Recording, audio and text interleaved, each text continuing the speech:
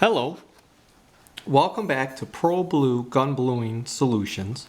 This is part 2 of a series where I have cold blued a .22 caliber short pistol, and it was used with our Pro Blue Cold Blue.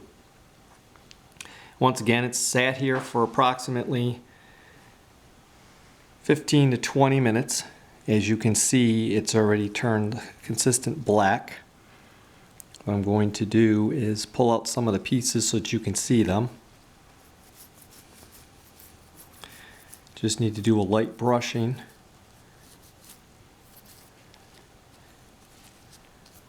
And then what I'm going to be doing is placing it in hot water.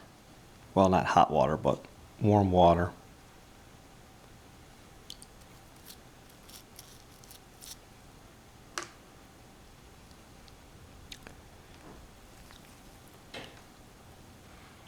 As you can see,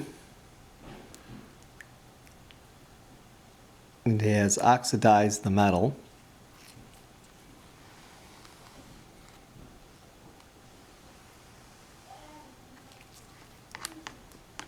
Do is brush it all off. It's nothing to worry about, that's just the oxidization of the metal in the Pro Blue.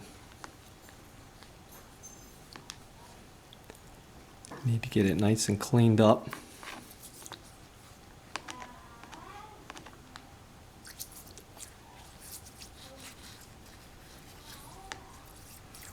Actually, it's better if you run it under warm water.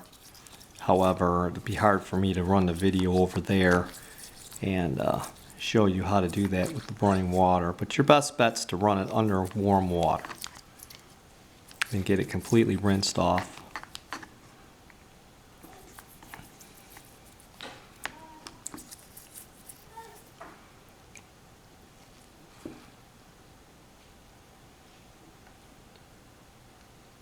As you can see, it's hard to tell with the camera angle, but it has blued the firearm. What I'll be doing is I will also be doing before and after pictures so that you'll be able to better view it at the web page on Facebook. So, what you're going to want to do then, after you're done with this, is make sure you completely clean it. Wash it off,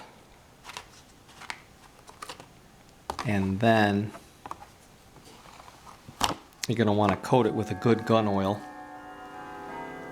Any type of oil lubricant or good gun oil will work just fine, because that's what's going to prevent the black from the oxidization transferring from the metal to your hand.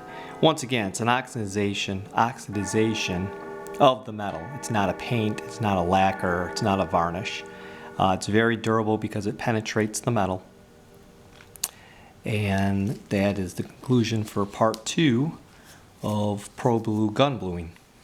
So please visit us on Facebook. If you have any questions, give me a call. I'd be more than willing to help you out and explain any further questions you might have. Once again, thank you very much and have a good day.